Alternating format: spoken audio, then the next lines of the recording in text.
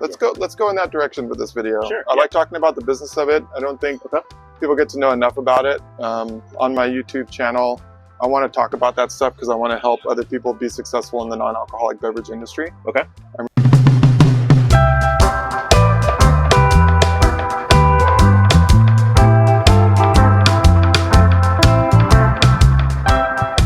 Cut above in the house. How's it going, man? It's going well. I mean, got the ocean right over there that nobody can see.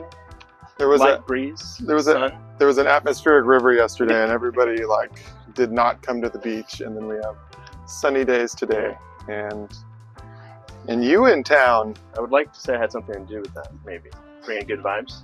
Yeah, that's what they say when you come into town and the weather's good. They say, "Yeah, I brought the weather." Brought the weather. That's the cliche. That is. It's good to see you, sir. Nice to see you as well. This is your third time here, I think? Yeah, number 3. Awesome. What brings you here? What brings you to San Francisco? Other than loving it here, getting to see you, doing a tasting, so getting more cut above the lips of the people.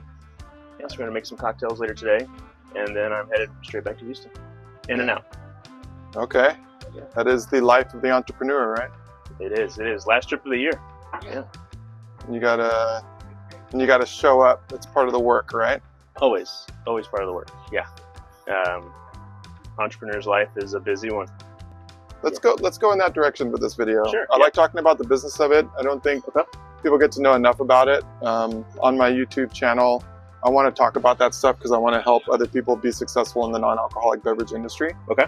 I'm really passionate about that. It seems really hard to find that mindful drinking money, as Derek Brown and I like to say. Yeah. I think there is a gold rush right now, and we're digging through the mountain that we know has the gold, but the gold hasn't really been found yet, and I want to help people find it. And I want to give that information freely. Yeah. I want to inspire others to do the thing. You and I are kind of like pioneers in this movement of people drinking less, and I believe that the people that started at that and were at the tip of that spear will show the next generation of entrepreneurs that come up into this business, they will do things different than us, and they will have found ways to put the pieces together that end up doing huge things. And but we're in that beginning stages. Yeah. What do you see the industry? What has been successful for you 2 years ago, last year? What do you see happening right now? Yeah, so a lot. This industry, because it's so new still, even though it's been around, we can say multiple years now, there's still a lot of pathfinding and foraging to, like you say, right, get through and find how big this can really be, right, for all of us. I think brand owners, consumers, proprietors, retailers, etc. And so if I think back, right, 2 years ago, we were just starting selling cut above. So I had this great elation. We finished developing all 4 things, which was a mountain to climb. But it's that you get to the top of the mountain and then you see the next one, right? And the goal is even beyond that.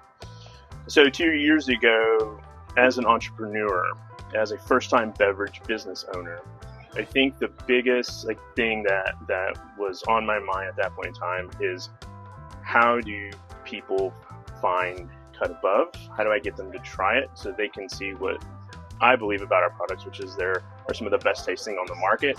They're some of the most functional on the market, and they allow people to be in control of their alcohol consumption or no alcohol consumption, but still have a good drink in their hand. And I didn't, because I didn't have the experience, know necessarily how to do that. And so from that point on up until now, it's really that entrepreneurship is this giant experiment, right? And so it was experimenting. These types of events worked for us. These types of events didn't.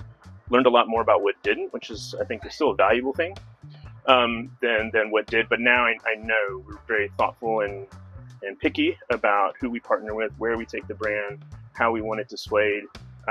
In the end, I would say, yes, I own a non-alcoholic spirit company, but what I really find the most value in is the brand about cut above and what we stand for, right? Which is as we say right now, zero proof for everyone. Non-alcoholic products, in my mind, aren't just for those people who are abstaining full time. They're for everybody, and it's just a matter of meeting the consumer where they're at in their life and finding a way to introduce them into this world, which I think is an amazing world with new products launching all the time. So. People don't know about your product unless you are doing these things, getting out there. Yeah. Are you running ads on Facebook or Instagram, Google? Is that something that that you do as well? Yeah. So how to solve that problem, getting people aware of the brand. Advertising is a way we've done and we still continue to do in different amounts. We've done a lot of advertising, didn't necessarily pan out. So we pared it back to none. That also doesn't work. And so we found this sweet ground that works for us that kind of scales as we grow.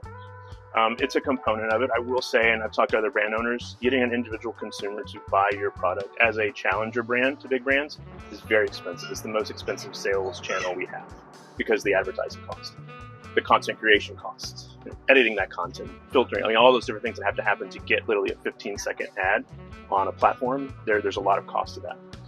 But it's necessary, right? Because we all have our phones in our hands all the time. So the second thing we do to tackle that problem is being in front of the consumer. So what I'm here to do, right, which is do a tasting later today. We're tasting our gin, we're tasting our mezcal and 2 cocktails. That allows us to really, it allows me, I would say, me to be as close to the consumer as I can be, because I get to see their reactions real time. I get to ask them the questions about, what did you like? What are you picking up on? Have you tried other things? Let's talk about what the differences are. Like, that's so immensely valuable for me because it allows me to better talk about the product. In the beginning, we talked about a lot like how we were made and what you could do with us. We were really transitioning now. We talk a lot about what's in it. We talk about the juniper oil. We talk about the bergamot. We talk about the citrus in our gin. And so it allows people to kind of frame it and, hey, I like that kind of flavor and I can play that up and build a cocktail this way. So getting in front of people, advertising. And I think the third thing is the trade and retail shows that go on. So I know we were both at the conventions and the retail shows. Yeah, all that. I mean, there's obviously definitely a cost to that. But that's important because I believe brands are built behind bars and behind counters. Like most of the spirit brands I came to know and love, I learned about them through a bartender. And so I have an immense value and appreciation for bartending and proprietors. And so being in those kind of places like Tales of the Cocktail allows us to build those relationships and again, get that feedback. I really like how you mentioned having a real brand, that substance there, that story, and then showing up yourself. That's what's required.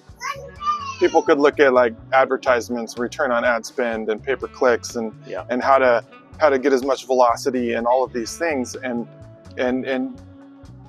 but that's the one aspect of it. But if you aren't actually building a brand that stands for something, and that is going to be here in years to come, this isn't like, let's see how many bottles I can sell in 2024.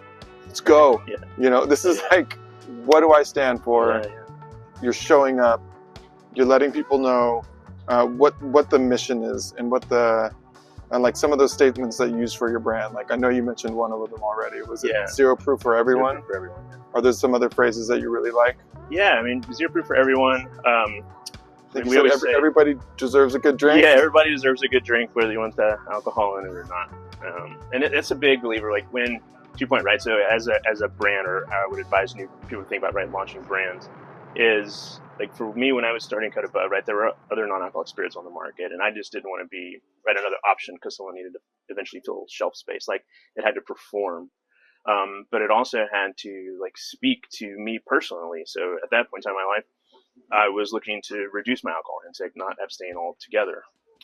Fortunately, to be able to have that decision. And so what I wanted is a brand that spoke to that, and so much so, like the cut part of the Cut Above is what we call a cut cocktail, right? And it's I'm a whiskey lover, and I don't think non-alcoholic whiskeys are for me. I would never drink that stuff. I'm a purist, right? I've encountered plenty of whiskey drinkers like that. And I said, okay, well, listen, here's what I want you to do. I want you to take our Cut Above whiskey. I want you to take your favorite bourbon and whiskey, old-fashioned, do you like it? Get the nod of yes. Just use half of the traditional one, sub us in for the other. That's where I'll just start there. And that's how I started to consume Cut Above. My gin and tonics, instead of 2 ounces of Tanqueray, it's 1 ounce and then 1 ounce of us. So it allowed that person who still consumes alcohol to see what it's like to consume less alcohol, but not give up that drink that they love, or those drinks over the course of a night that they love. And the cool thing about that is, like we find time and time again, is that next day you don't miss those ounces. And it just kind of I would say it's a win, just someone thinking about what my life would look like with a little bit less. Like, that's such a win as a thought. And then coming in with a brand with cut above that says, cool, here's a way you can start to do that. And then I've had people say, okay, we started that way, and now, like, I really just only use cut above in my cocktails. And so it's kind of providing as many paths as possible, is another way to say it, for people to find out where they want to be with their relationship with their alcohol intake. There's a trend across society of people drinking less. There is a shift in consumers' drinking preferences. Yeah. And since you don't really get together over water, you have a good drink in hand. This makes for many, many, many, many millions of beverages that are alternatives to alcohol.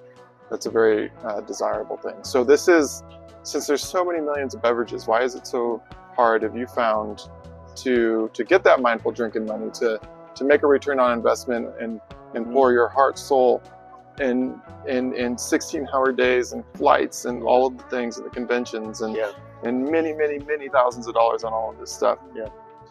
What have you found has been like, almost like, why it's so difficult to, when it's so many millions of drinks that we're talking about putting in people's hands?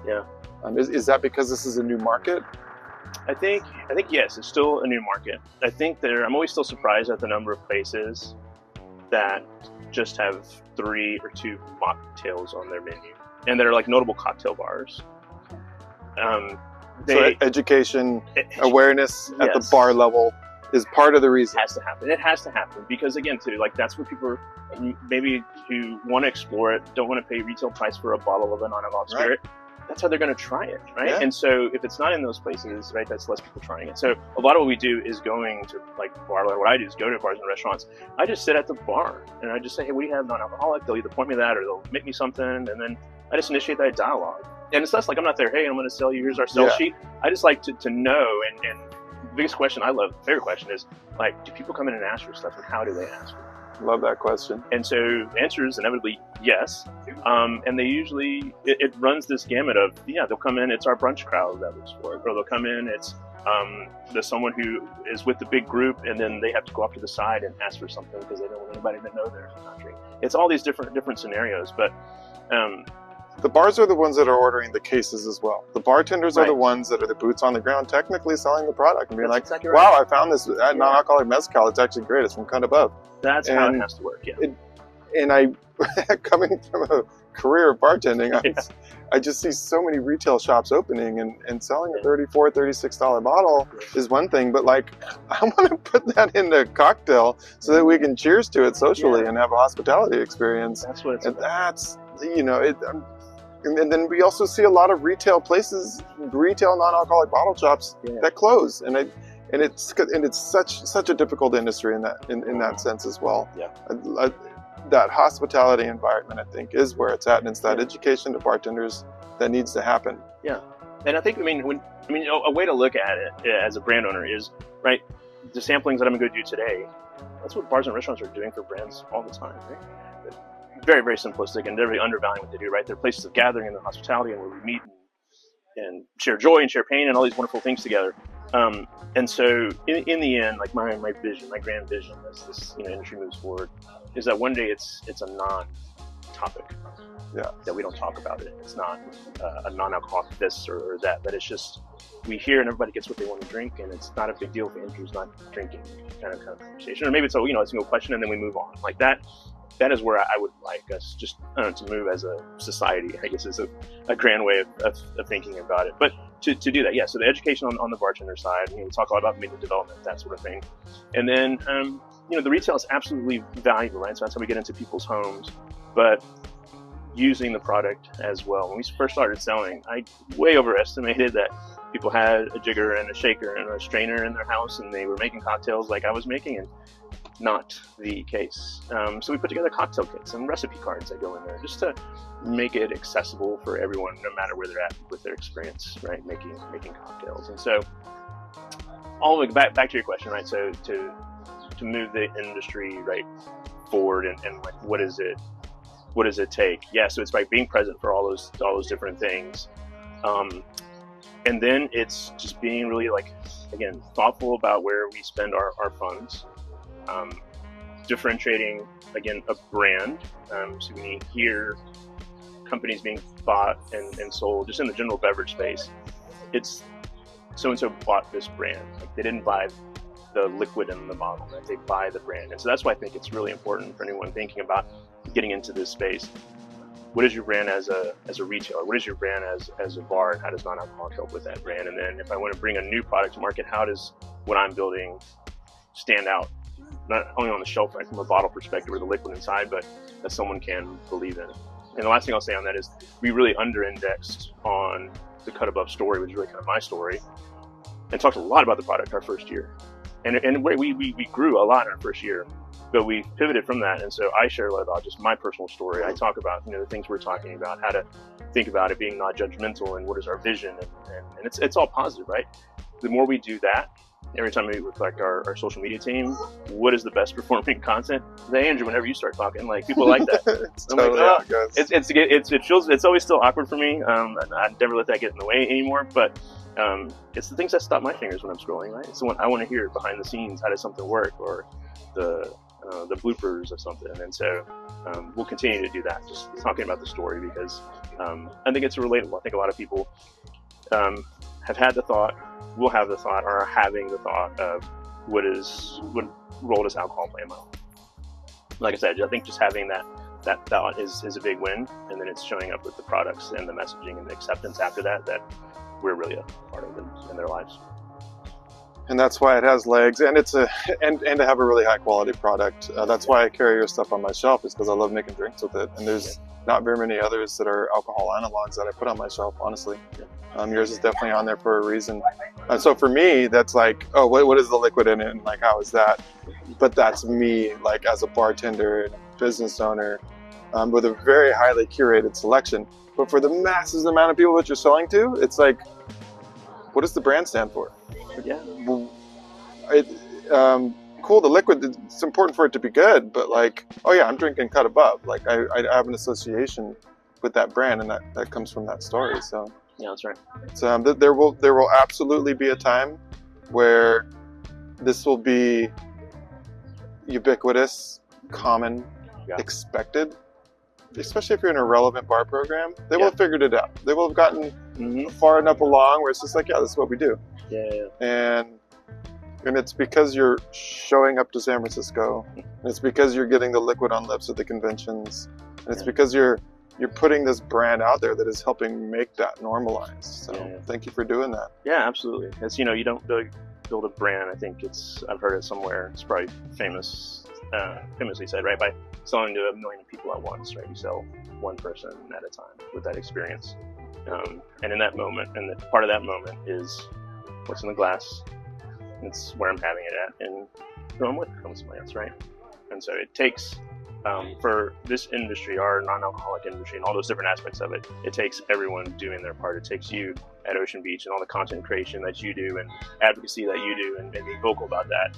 Like, that helps any and all brands, right? And so me being out there talking about, non-alcoholic consumption in a little bit of a different way than some other brands talk about it is a piece of it. So we're still new enough, and I think we're still in this, bay, if you will, where everything we do is kind of lifting everybody up a little bit at the same time, which is cool.